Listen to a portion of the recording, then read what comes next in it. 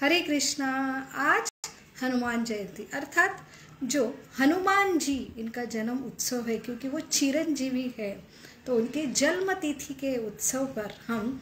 जो है वो कैसे अपने जीवन से अलग अलग ऐसे शिक्षाएं देते हैं। ऐसे ये मोटिवेशनल गुरु है और ऐसे बहुत सारे जो शिक्षाएं हम भगवान के भक्त हनुमान जी से प्राप्त कर सकते हैं। तो आइए हम चर्चा करते हैं कि कैसे एक सर्वश्रेष्ठ मोटिवेशनल जो गुरु है उनसे हम बहुत कुछ अपने जीवन में जो यशस्वी रहने के लिए हमें बहुत सारे ऐसे शिक्षा देते हैं। तो आज के जो सुंदर तिथि है उनका जो वर्णन सुंदर कांड से जो प्रचलित है, क्योंकि वो जो है रूप से सुंदर नहीं बल्कि वो गुणों से सुंदर है। ऐसे उनके अंदर क्या क्या सुंदर गुण हैं जिससे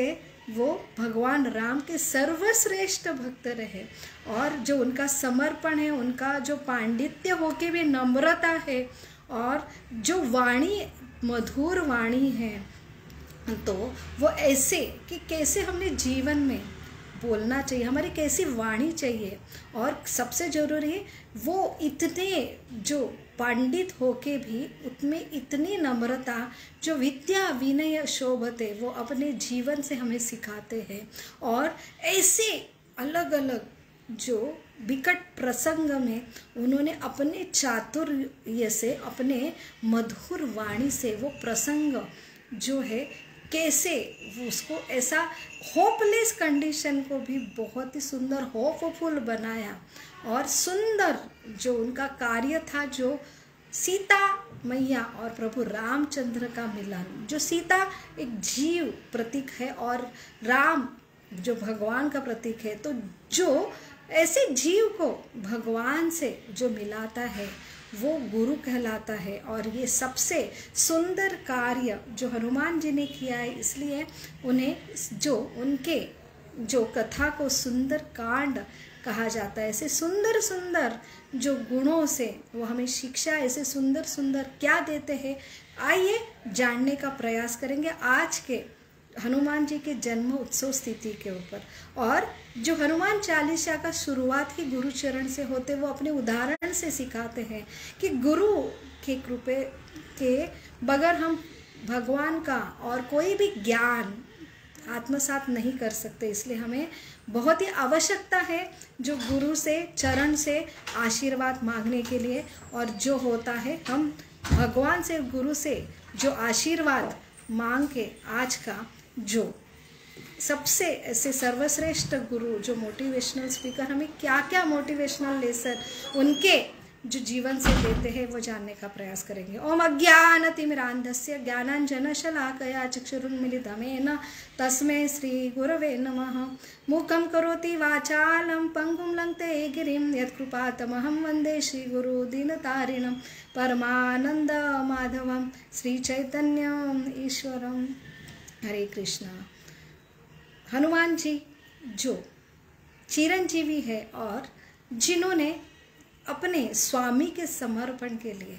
और ये जो देह है जो इस भौतिक जगत में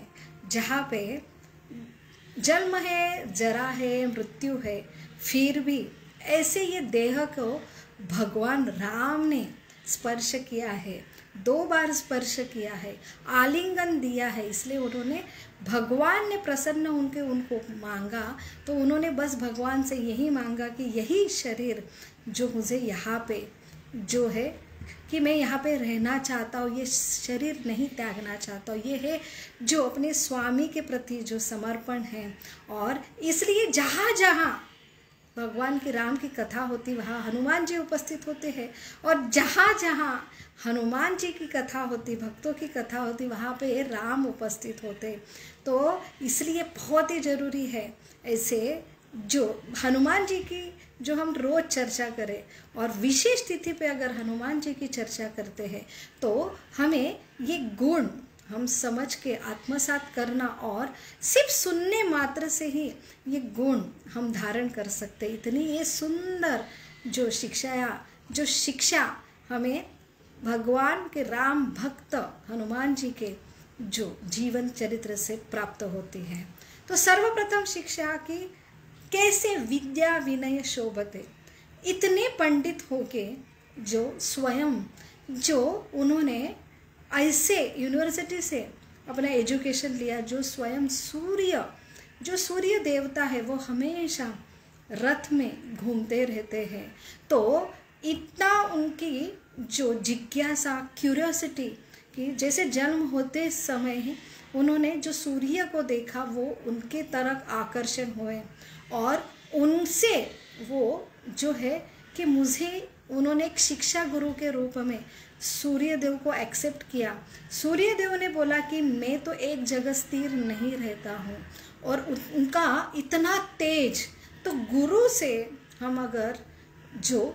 लेसन लेते हैं पढ़ते हैं तो गुरु का तेज, इसलिए तो गुरु का अर्थ है बहुत हैवी।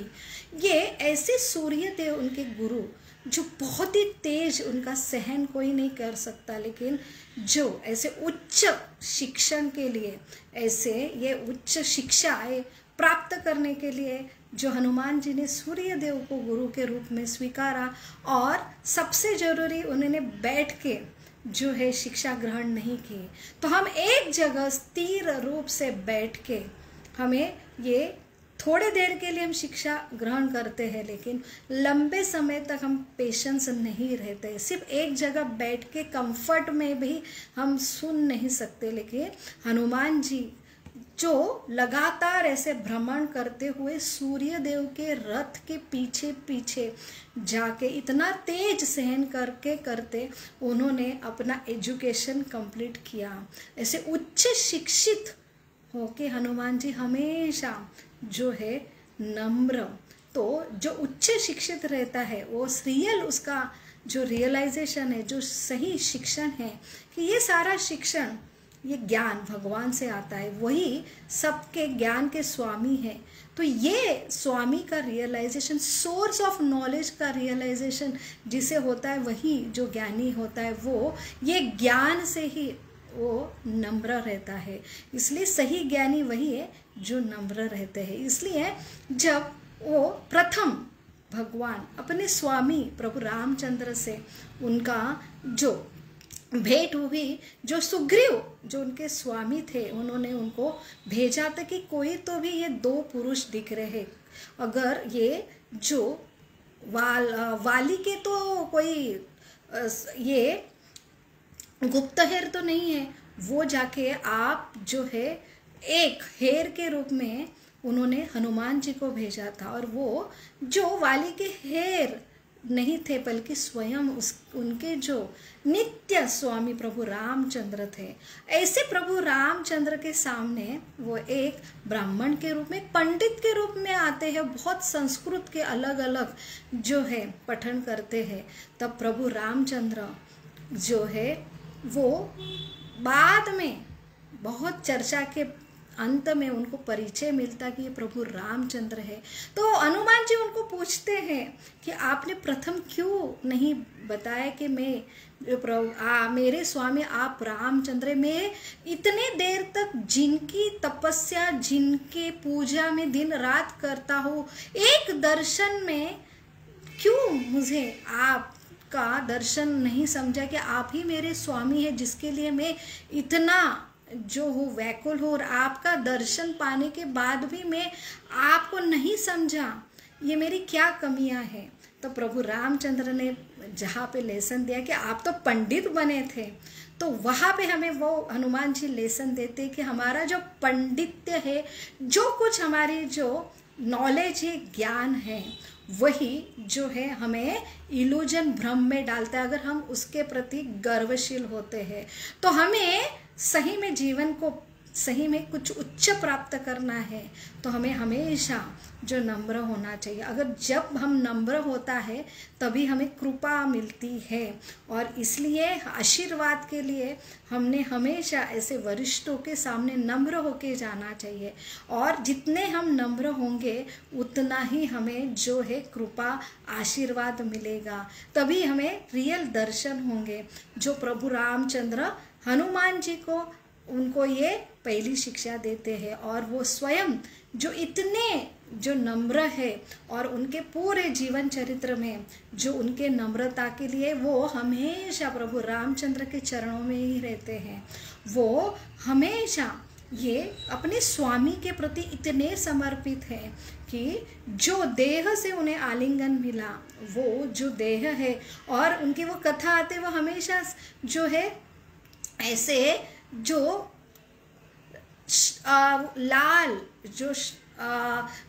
परिधान करते हैं, जो एक सिंदूर का पूरा लेप लगाते हैं। इसलिए क्योंकि उन्हें जब पता चला कि अपने जो स्वामी हैं प्रभु रामचंद्र, मैया सीता थोड़ा सा सिंदूर लगाती है तो इतने आनंदित होते। तो अपने स्वामी को हमेशा आनंद देना ये उनके जीवन का ये सबसे बड़ा उद्देश्य था और है। इसलिए वो हमेशा ऐसे एक सिंदूर के बिंदु से प्रभु रामचंद्र मेरे स्वामी इतने प्रसन्न होते थे, क्यों नहीं वो सिंदूर में पूरे शरीर को लगाओ। ऐसे लगा के वो जब दरबार में आते हैं और वहाँ पे वो प्रयोजन बताते हैं कि मैंने इतना लाल सिंदूर क्यों लगाया, क्योंकि आपको प्रसन्न करना है प्रभु रामचंद्र। वो जब वो प्रभु रामचंद्र सुनते तो उनको गले लगाते, और वो जो उनका जो देह है जिससे उनको आलिंगन मिलता है अपने स्वामी से, तो वो ये देह कभी नहीं त्यागना चाहते, इसलिए उनको चिरंजीवी ये वरदान प्राप्त हुआ है। ऐसे ये समर्पण ये हमें सिखाते हनुमान जी कि कैसे हमने अपने स्वामी के प्रति हमेशा समर्पित रहना चाहिए। और जो लेसन हमें मिलता है कि सबसे बड़ा जो टास्क था जो सीता महारानी को खोज निकालने के लिए, तो सारे एक डायरेक्शन में ये सारे कपि अर्थात जो बंदर निकल पड़े, बंदरों की सेना, जहाँ अंगद और जामवंत भी थे, सब थक गए। सीता मैया का कहीं जो है पता नहीं लग रहा था, और सब लोग जो है अभी फास्टिंग कर रहे थे कि अगर हम वापस गए तो हमारे जो स्वामी सुग्रीव जो है हमें ऐसे कंडीशन में हम हार के जाते हैं तो वहाँ पे हमको मरना पड़ेगा, इससे अच्छा यहाँ पे ही हम उपोषण करके मर जाए। तो सबने हार जो मान ली थी और अभी सब मरने वाले थे। तब ऐसे कंडीशन में कैसे हमें जो हनुमान जी सिखाते कि नेवर एवर गिव अप, कभी हमने उम्मीद नहीं छोड़नी चाहिए। तो जब भी होपलेस कंडीशन है, उम्मीद वहाँ पे कोई भी उम्मीद का नामो निशान नहीं है, तब हमने क्या करना चाहिए? तब वो प्रभु रामचंद्र की जो है वो वहाँ पे जो भगवान राम की स्तुति में गुणगान चालू होता है, राम लीला बोलना प्रारंभ करते हैं, और वहाँ पे जब वर्णन आता है जटायु का, तब जो जटायु का जो भाई संपादी जब उन्हें वो वल्चर पक्षी सुनता है जटायु का नाम, तब वो जाके वहाँ पे आता है। आप किसकी खोज में, आप कैसे जटायु को जानते हैं? जब वो समझता है कि सीता का अपहरण हुआ, तो वो वहाँ पे बताता है कि कैसे ये रावण आसुर ने उनका जो अपहरण करके ये जो समुद्र जो 100 योजन था उनको पार करके लंका नगरी में लेके गया। तो वहाँ पे सीता मैया की खोज का फर्स्ट क्लू मिलता है। जब कोई भी स्थिति जो है हाँ आपकी अपोजिट है, कोई भी उम्मीद नहीं है, वहाँ पे हमने अपने भगवान का जो स्मरण करना चाहिए नित्य रूप से। जब हम ऐसे स्थिति में स्मरण करते हैं तब भगवान हमें क्लू भेजते। ये हमारे जो है हनुमान जी हमें थर्ड लेसन देते हैं कि कभी भी हमने उम्मीद छोड़ना नहीं, बल्कि हमने कभी भी भगवान के ऊपर जो विश्वास है और ऐसे भी कंडीशन में भगवान की स्तुति कथा गान करना चाहिए। और जब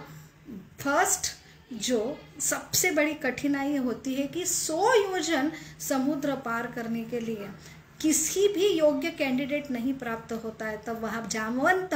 उन्हें अपना स्मरण देते हैं कि कैसे वो सारी विद्या उन्हें बचपन में सारे देव देवता ने ऐसे ऐसे शक्तियाँ प्रदान की थी, लेकिन वो नटखटपन से साधु के साप से वो भूल गए थे। तो वहाँ पे उनका फोर्थ लेसन हमें मिलता है कि कैसे अपने वरिष्ठ जामवंत से उतने समर्पित थे, और वो इसलिए उनसे वो मोटिवेशनल उन्हें वो टॉक मिला और आप में वो हनुमान जी सामर्थ्य है, क्योंकि वो तीव्रता से प्रार्थना कर रहे थे कि कोई भी 100 योजन नहीं पार कर सकता, और वो भी भूल गए थे कि मेरे अंदर कैपेसिटी है। तो हम सब में जो अलग अलग क्वालिटी छुपी है, भगवान ने हमें अलग अलग सामर्थ्य दिया है, लेकिन हमने हमेशा नम्रता से ऐसे जो हमारे वरिष्ठ है जामवन जैसे, उनसे हमेशा हमने जो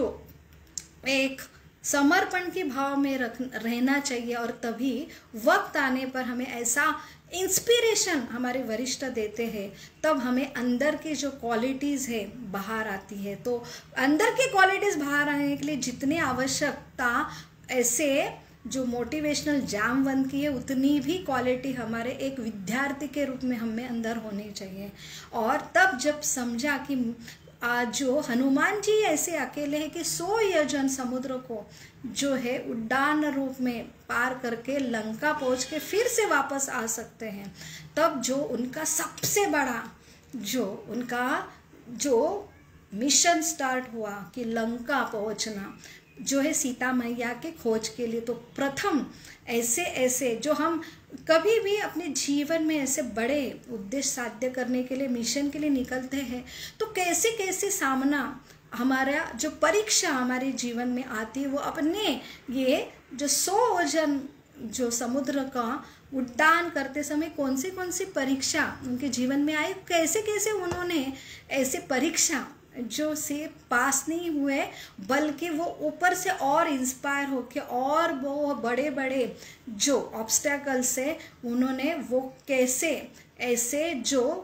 परीक्षा जो लांदी, ये हमें मिलता है उनके उदाहरण से। तो पहला उनके जीवन में जो परीक्षा थी ऐसे मिशन के लिए जो मैनाक पर्वत, वहाँ पे हम कभी भी ऐसे मिशन के लिए निकलते तो ऐसे प्रलोभन आते हैं। मैनाक पर्वत ने उन्हें जो है खुद ऊपर आके उन्होंने बताया कि मैं आपके जो पिता है पवन, उन्होंने मेरी जान बचाई थी, और मेरे अंदर इतने सारे जो पर्वत के ऊपर इतने सारे आरामदायक सब जो उपलब्धियाँ है, आप वहाँ पे आराम करो क्योंकि आपका बहुत बड़ा मिशन है, आप बहुत थक जाएंगे, पहले आराम करो। लेकिन उनको सिर्फ स्पर्श करके वो कहते हैं कि मेरा मिशन बहुत ही बड़ा है और सबसे महत्वपूर्ण है और मुझे समय नहीं है, इसलिए जो है मुझे यहाँ आराम नहीं करना है। जहाँ पे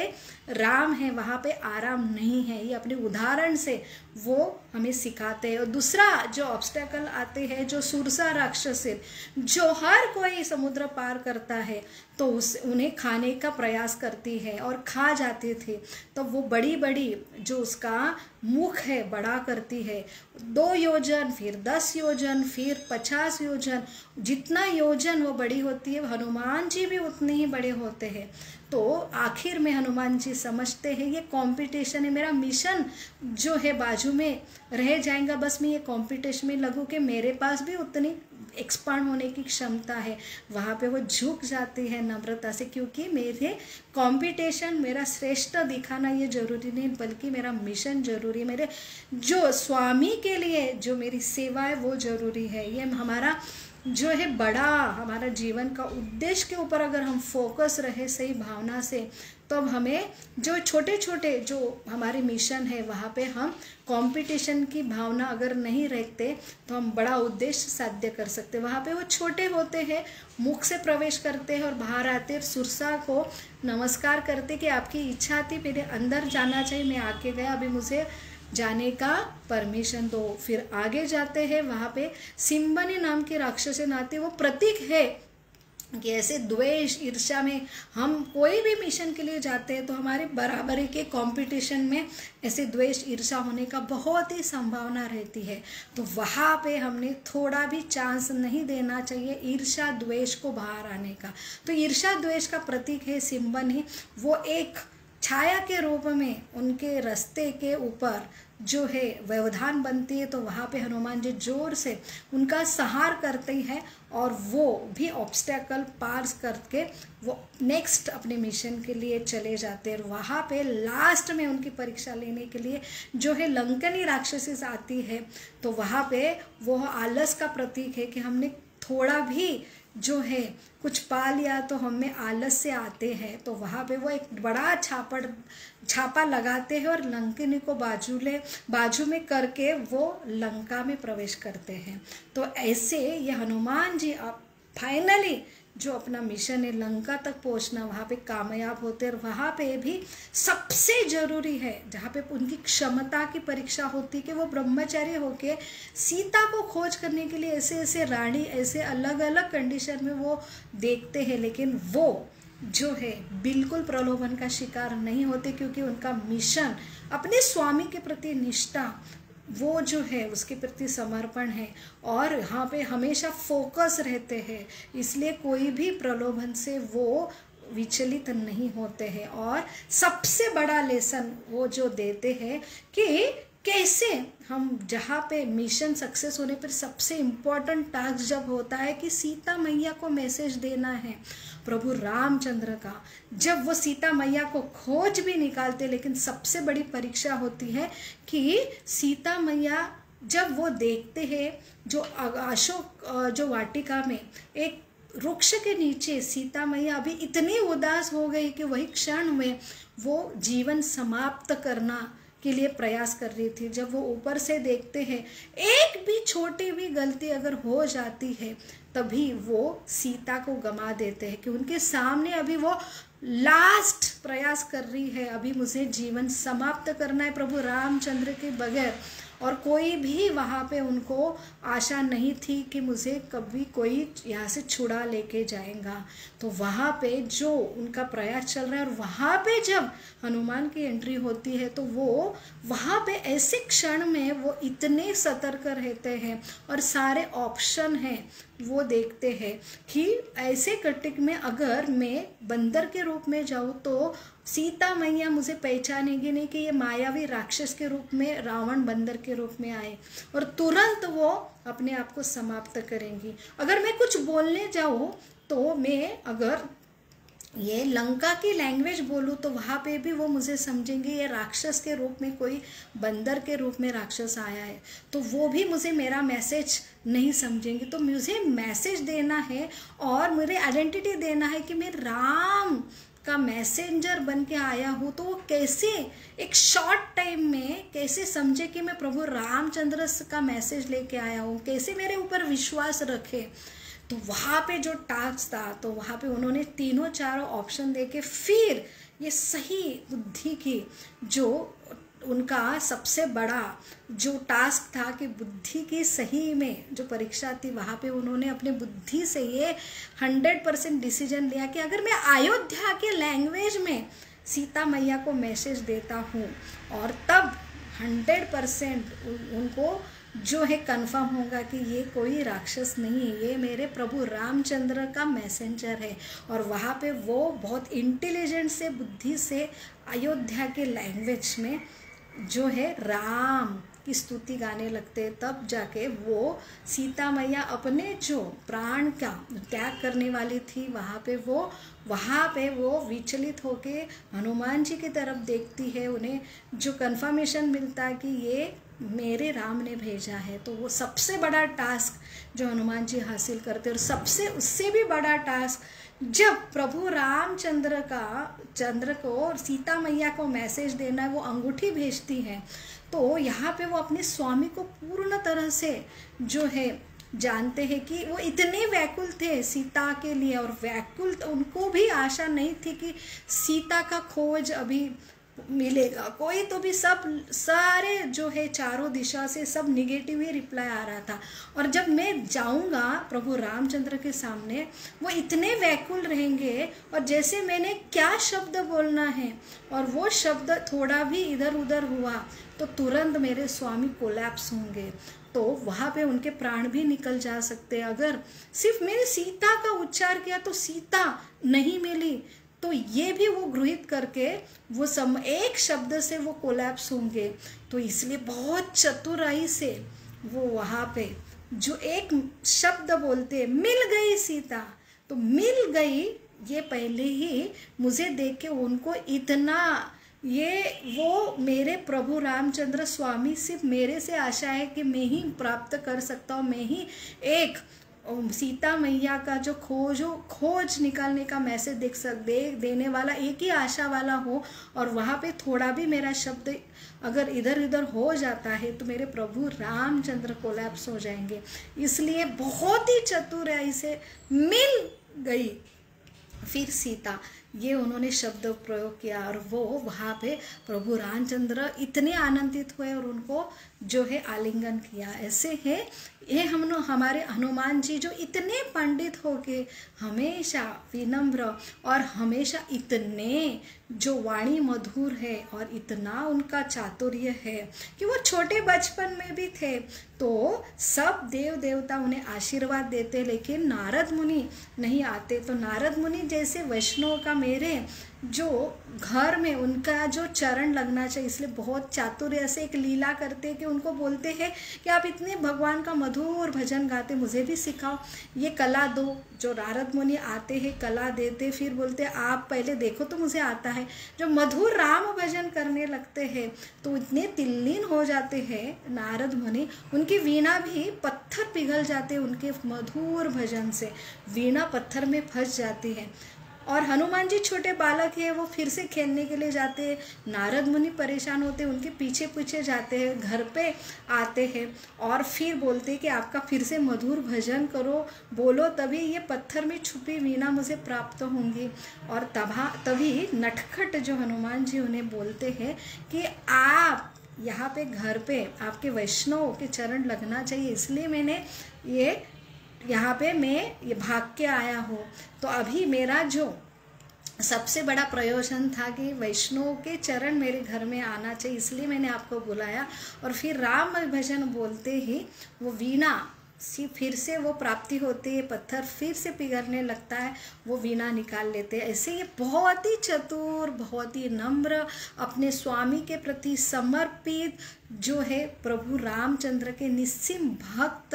और वो जो सबसे ऐसे सुंदर ग्रहण, जो गुणों का ग्रहण जो उनमें है, इसलिए उनको जो उनके कथा का, उनके जो लीला का नाम है सुंदर कांड। ऐसे ही प्रभु रामचंद्र का नित्य स्मरण करने वाले और प्रभु रामचंद्र को जो है एक जीव को, जो सीता रूपी जीव को जो है मिलन करने वाले ऐसे हनुमान जी के जो आज का जन्म उत्सव, ये सही में ऐसे मोटिवेशनल गुरु है जो हमें कैसे बोलना चाहिए, कैसे हमने जो पंडित होके भी नम्र रहना चाहिए और सदा जो अपने स्वामी के प्रति समर्पण भाव चाहिए और सदा प्रसन्न रहना चाहिए, और सारे गुण होके भी हमेशा नम्र कैसे होना चाहिए है हमें बहुत ही बड़ी जो अलग अलग लेसन हमारे जीवन में वो देते हैं। ऐसे जो राम भक्त हनुमान जी का जो जन्म तिथि पे आप सबको लाख लाख शुभकामनाएं। हरे कृष्णा।